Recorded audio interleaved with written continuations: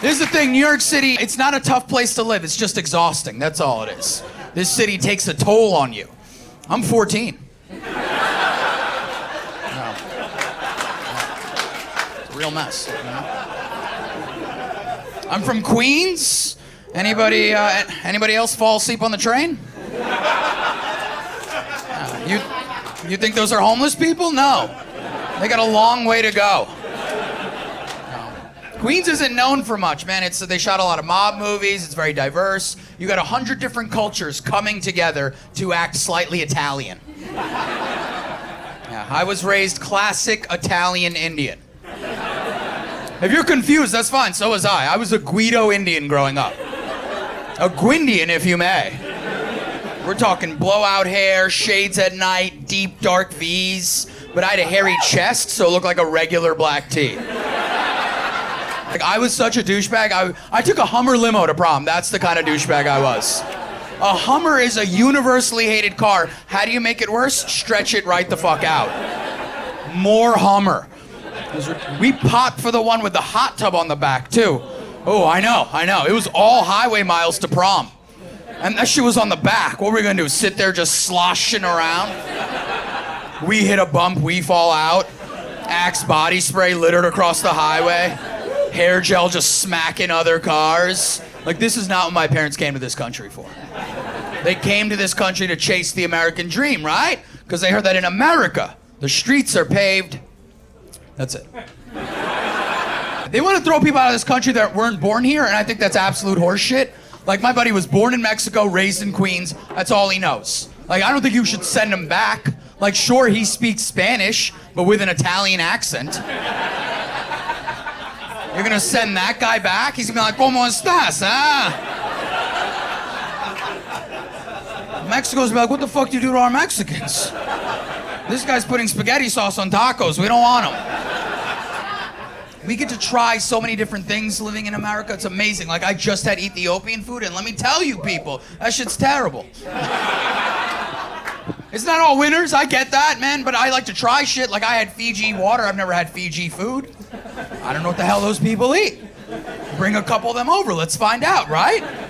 I told my buddy this, he's like, bro, that's a good point. I've never had Polish food, but I've had Poland Spring. I'm like, that's not the same thing. No. We talk about immigration enough, where do we end up? We talk about Columbus, and everybody gets upset at Columbus these days. It's the cool thing to do. But it's still my favorite holiday. Because if you think about it, he was trying to get to India, so... I mean, my ancestors kind of dodged a blanket on that one. I'm not saying America should or should not celebrate Columbus Day. I'm saying India should definitely celebrate Columbus Day. Thank you. Yeah. I grew up in a religious household. People would always ask me, who do you pray to? And I've prayed 4 times in my life. 2 of them are pregnancy scares. I'm not a good person. I feel like we all get very religious when there's a pregnancy scare involved. Like, God, come on, huh? Yeah, I know, I messed up again, You know? I asked my cousin who's a devout Hindu, I'm like, half of my prayers are hoping somebody is not pregnant. Is there a God for me? She said, no, there's no Hindu God of anti-fertility. And I was like, well, that explains the population. In none of those 8 arms is a plan B. But I hear good things about Christianity. I didn't eat red meat growing up either. When you tell people that, they lose their minds. They look at you like you're one of those 12 cents a day kids. You know, like every meal was half a potato, a couple string beans, and an empty space where meat should be.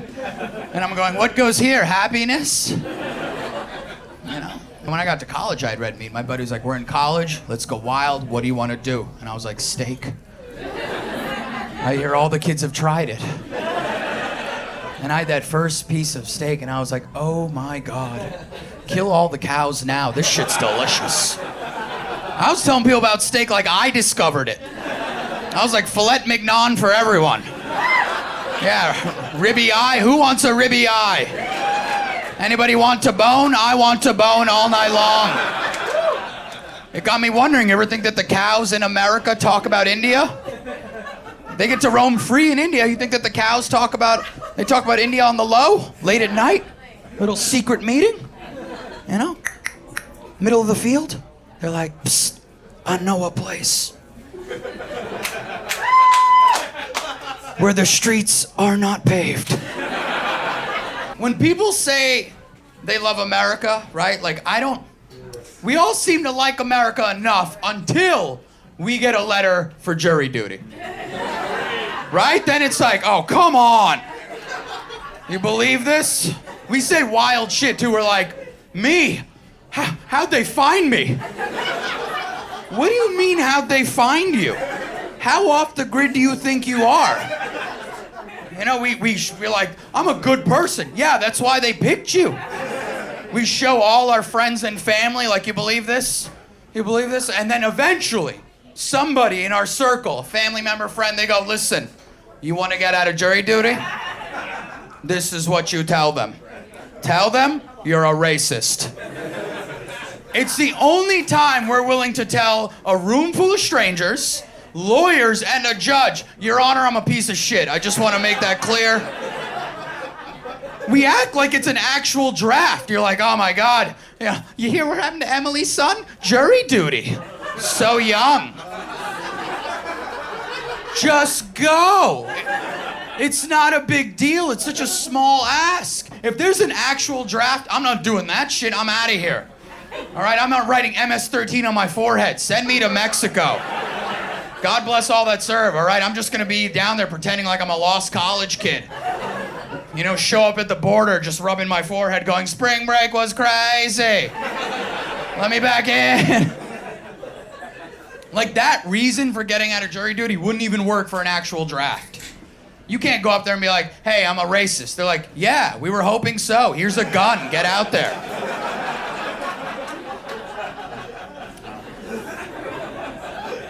I get a chance to travel a little bit. It's not the back of bars that I generally hang out in. I get out from time to time. I went to Iceland recently. Yeah, it's nice. I got there, found out they had one murder last year. The entire year, one murder. I'm from New York City. I thought about killing 4 people on the way here. It's not that hard. Walk through Times Square. The game is on easy. They're like, you gotta go, you gotta go. This bus counts as 1, and you gotta go. This is good for those that are visiting. New York City it's getting safer. We went 6 days without somebody getting killed. Yeah. Yeah, it was such a big deal. We put it on the front page of the paper, too. It was like, New York City, 6 consecutive days. That's one after the other, in case you didn't know. After the 6 days, somebody got murdered. Yeah, and the whole city was collectively very upset at the person who died. What are you gonna do? Iceland doesn't have debt either, which is kind of interesting. Whole country, no debt. You know what I love about America? America's got debt. But you know what I love about it? We keep talking shit. Yeah, right? Oh, that's my favorite part. America's like your drunk uncle at the bar. It's like, yeah, we're number 1 right now. Next round's on me. Hey, yo, China, you got this? But, like, who am I to judge? I'm not gonna sit there and, like, I'm not good with money. I got my first credit card at a baseball game. That is not... For those who are not laughing, you also should not have gotten your credit card at a baseball game. Major financial decisions should not be made while holding a hot dog. That's all. Like, and the guy was smooth, too. He rolled up to me and he was like, hey, you want a free blanket? I'm like, go on. He's like, give me your home address and social security number. I was like, that's it? And I got a blanket. And this is the thing, being in debt sucks. It blows. But how fun is it going into debt? That shit is amazing, right? Like, I don't know what APR means, but I know what 0% means. Spend now, next year change your phone number, that's all. Like, I don't have any debt now, but I don't have any savings either, but I do have a retirement plan I'm gonna share with you fine folks. My retirement plan is to wait till I get old and then go to prison. Yeah, oh yeah. I'm not gonna kill anybody, I'm just gonna confess to a cold case. Yeah, help solve an unsolved mystery, you know? You'll know when I retired when you pick up the paper and you'll be like, oh shit, they found the guy that shot Biggie and Pac. All right, good. I want to settle a debate right now, and this is as American as it gets. We're gonna settle what is the best fast food in America. All right? All right, all right, all right, all right. Hold on. Listen, you guys will all have a chance to speak. I'm gonna give you guys 4 seconds to yell out your favorite fast food or the fast food you think is the best. All right? Go.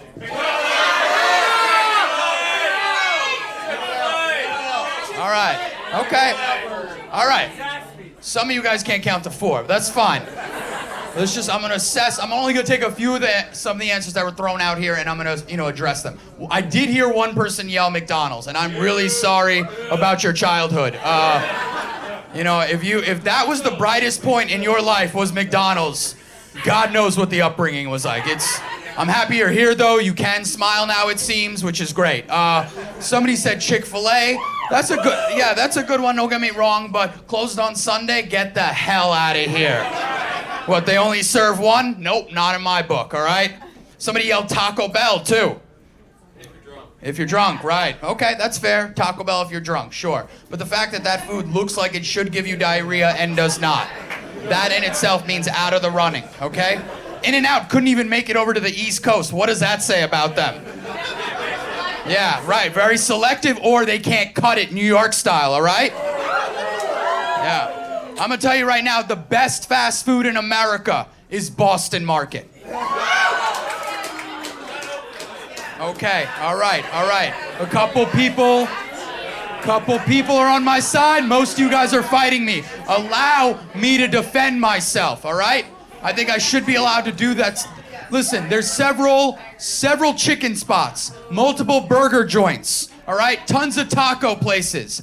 Nobody has entered the Thanksgiving game since Boston Market. Whether you hate it or not, you got to acknowledge how good that is, all right? They remain uncontested.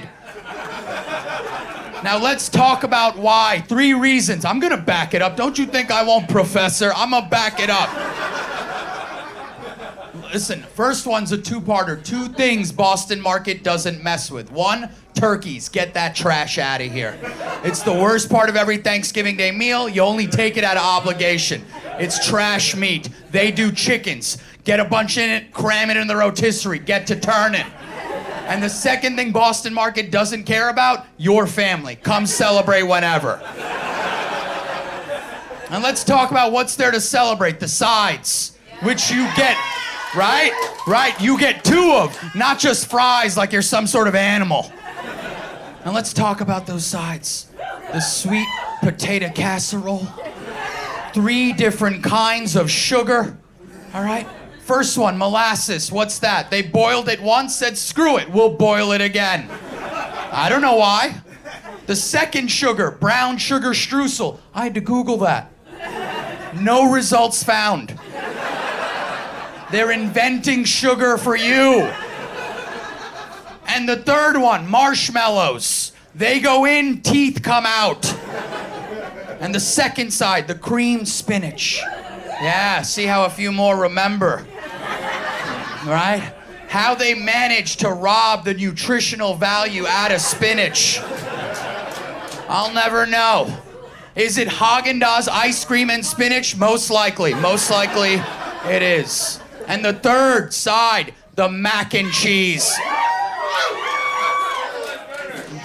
My man, you're losing this bit by bit, all right? First of all, that pasta is exclusive. I have searched the highest Whole Foods to the lowest bodegas. You cannot find that anywhere. And that cheese, that thick ass cheese, it is so thick, it is stuck, all right? Which is just thick and stuck combined. Is it 4 melted plastic bags? Yes, yes it is. But that is a damn good mac and cheese. Side story, all right? Thanksgiving comes around, you know how the drill goes. This particular year, my girl's like, hey, we're going to a spot, it might be catered. She's like, imagine if it's catered by Boston Market. She knows what gets me hot and heavy. But we show up, no Boston, no Market, trash food, but my aunt is stuffing her face. And I'm like, you need to calm down, you're pre-diabetic. You could lose a foot. And she fires back. She's like, well, you know, if this is what God wants. I was, well, God doesn't want your feet. That's not how this works. It's not like God is collecting you piece by piece. And when you die, your feet are waiting for you. And she fires back. She's like, well, you know, diabetes runs in our family. And I go, no, nobody runs in our family. So I get back, and I'm hungry, starving on Thanksgiving. What an atrocity. All right? I'm on my couch, hours are passing, phone in hand, 9, 10, 11. And there I see open late on Thanksgiving, bringing me to my third reason as to why they are the best. Because the only family they value less than yours is their own. Boston Market, the best fast food in America. Thank you very much. I was thinking about this. It's only when you're single do you realize what you really look like. Right? You get a chance to reflect and be like, oh, this is what I'm working with. This is my face, right? Yeah, right?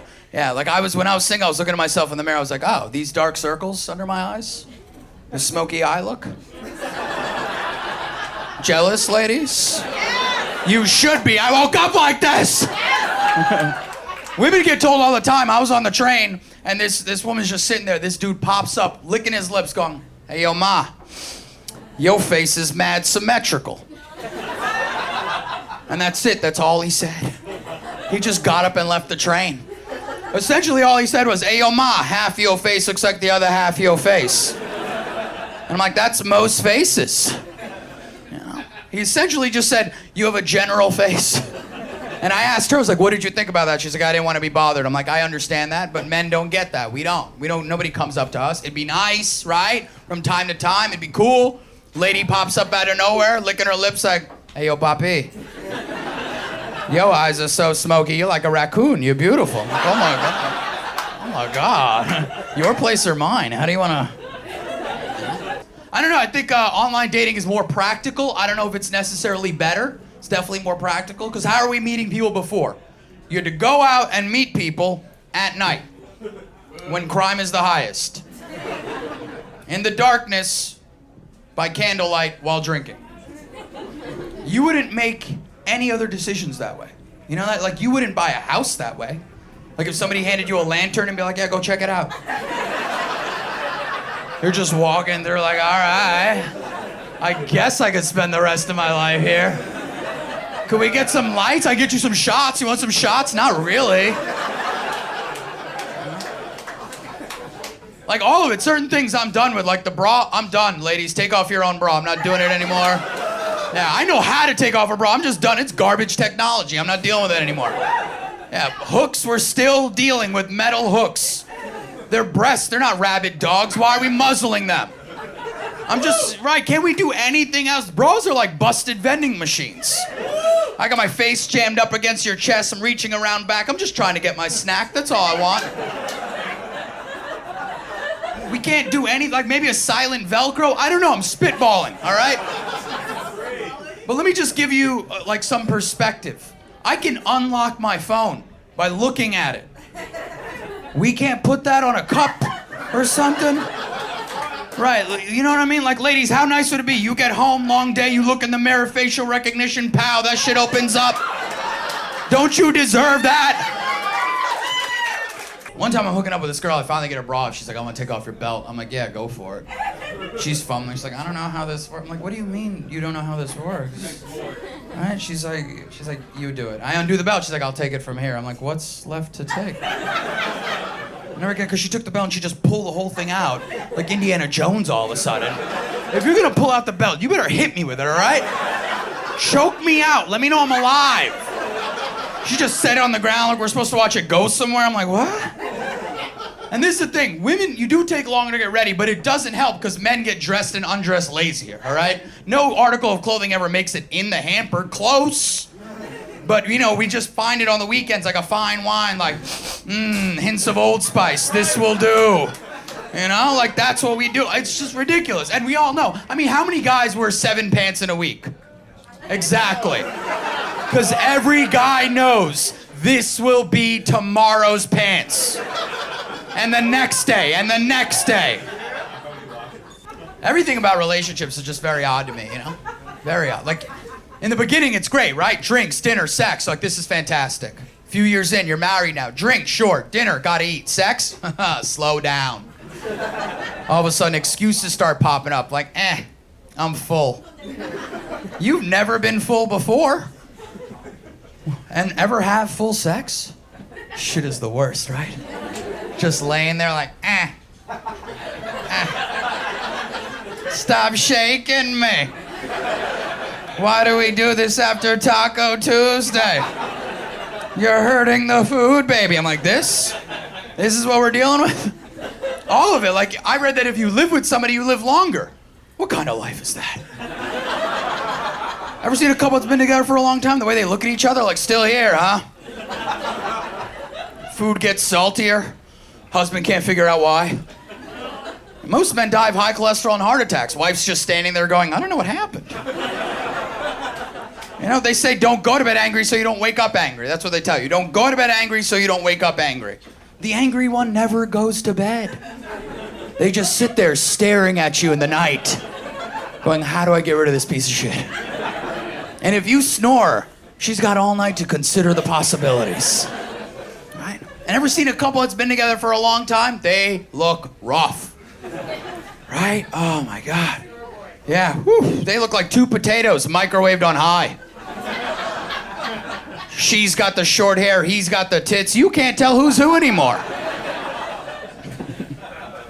I'm in a relationship, it's good. We're talking about the future. She's white, I'm Indian, and we're talking about adoption. And I think that we got to keep the teams even. Like, if we adopt a brown baby, I can't be trusted. You know, we go to the park, kid, you know, she's playing with the kid on the playground. I'm sitting on the benches telling everybody I got a white nanny. Like, that's not, you know, that's not smart. It's not nice. You know, I'm like, check that out. She speaks English. What's up? I got white nanny money. Hello. You know? Like, I can't trust society if we get a white baby, you know? We get into an argument on the, you know, at a parking lot. I'm like, just get in the car. Just get in the car. You know, all of a sudden I'm getting arrested. You see the paper the next day, Indian man tries to kidnap single mom. I'm like, what the fuck? I think we should get like a Chinese baby. You know, find out it, set a violin down, maybe see if it's nature versus nurture. I don't fucking know. I try to do different shit to be active, man. I took a karate class recently, just one. And I'm sitting there, and some dude in the class, this was like in Long Island. This was like a wild class of people trying to take karate. One guy's like in jeans and shit. And he's like, he starts yelling out. He's like, yo, sensei. What if the dude's got a gun? I'm like, that's a good question. Right? And the instructor's ignoring him, and the guy keeps going. He's like, sensei, 9mm to the dome. That's the head, sensei. What do you do? Finally, the instructor's like, well, you give him your wallet. I was like, screw that. I just got up and left. I'm like, why take a karate class when I can go buy a gun? And then come back and rob a whole karate class. You know? We fall for all the fads, right? What was popular last year? Counting your steps. What happened to us as a society? Doctor tells you to exercise, and we're like, nah, I'm just gonna count the steps I already take. Yeah, that's what got you here in the first place. You walked in. Right, we do. I bought a Fitbit. Me and my brother were competing one night. He's kicking my ass, and I can't even think that this guy's doing it like on the like level. I'm thinking he's cheating. He's definitely cheating. You know, he definitely just tied it to a ceiling fan. It's just spinning in circles. You know, that's where my mind is going, and I'm losing to this guy. It's 10 minutes to midnight. I'm trying to get steps in. I'm in New York City. I got my book bag on. I'm going home.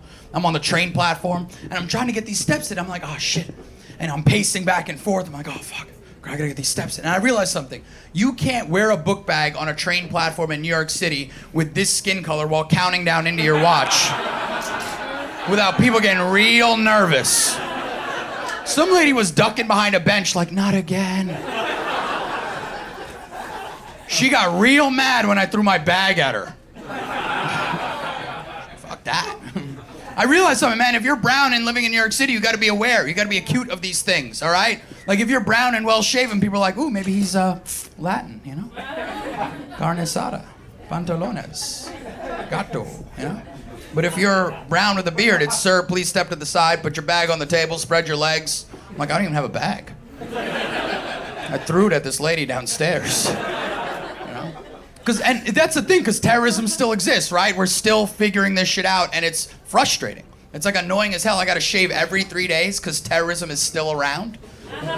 We haven't solved this yet. Razors are expensive, that shit hurts. I don't wanna do it anymore. But then I figured it out. Follow the money, all right? Razor companies lost white guys who wanna now look like lumberjacks. Fair. Brown people are gonna keep shaving as long as terrorism exists. Maybe terrorism is sponsored by Gillette. You're welcome, America. Terrorism solved. Yeah. I used to drink a lot. I had to cut back, but like, you know, and I miss it. But when I came back from being on the road for a month, I was like, yo, I'm gonna ride my bike a little bit, right? I'm like, let me do that shit. And I go to my bike storage room where my bike is, and I found out that shit was stolen. Yeah, I know. And it was when you get robbed on the street, you gotta let that shit go eventually. But when you get robbed in your own building, everyone's a suspect. I was treating the elevator like it was an interrogation room. I'm like checking out people, looking at calves and shit. One guy, he had like really nice calves, and I'm like, you look like you've been cycling. He's like, what? I'm like, looking really toned there, buddy. He's like, you the guy who lost his bike? I'm like, yeah. He's like, you need to let that shit go. And I tried, man, but like 7 months go by, you know? And I'm walking over a bridge that I would normally cycle over. I'm a little salty. And I get into this, I'm about to walk into the subway, and I look over to the right, and I see my bike. Yeah, right. Those who gasp know, because the chance of recovering your bike in New York City is less than 1%. And I am like, this is crazy. This is nuts. My bike is locked up. Whoever took it's using my bike. And I'm in a rush, so I do the only thing I could possibly think of. I stole the front tire off that shit. Yeah, absolutely. I was like, you know what? Let's game on, culprit. Let's do this. And I get to the store I gotta get to, and the guy, he's like an avid bike rider. He's like, oh, did you ride here? And I look at him and I go, eventually I will. So I get back to my bike, it's still there. I call my buddy up, he's a cop. Most of his family's cops. He's like, listen, this is what you do. Go to the precinct, tell them what happened, they'll crack the lock. I'm like, cool. I show up to the precinct, tire in hand. And I'm like, hey, I found the person who stole my bike. They're like, how do you know it's your bike? And I'm like, this is my tire. They're like, but how do you know it's yours? And I go, well, I put stickers on it. And the lady's like, well, what kind of man puts... I'm like, that's not important. Let's focus on... She's like, well, you know, we don't know if it's yours. Anybody could show up with a piece of something and demand the rest. I'm like, well, how often does that happen?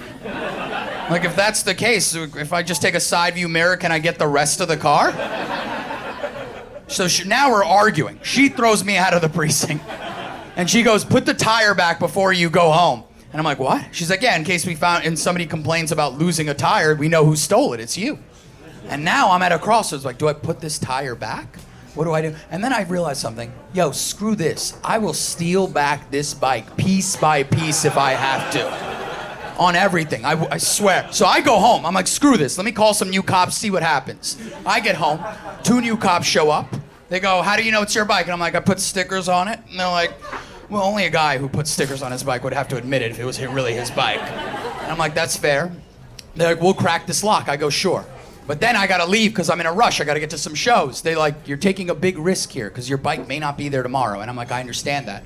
So now I call my other buddy up. His family, mostly criminals. And he goes, listen, if you want to crack this lock, you put a tire lift in between the U-lock. You keep turning and it'll shatter that shit in half.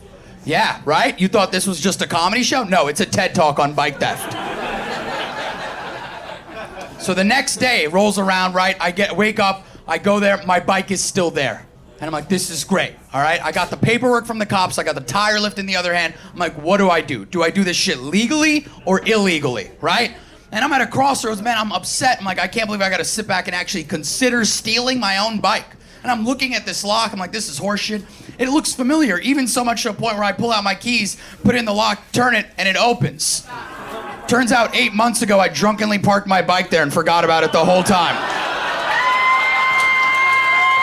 Thank you guys very much. You guys have been fantastic.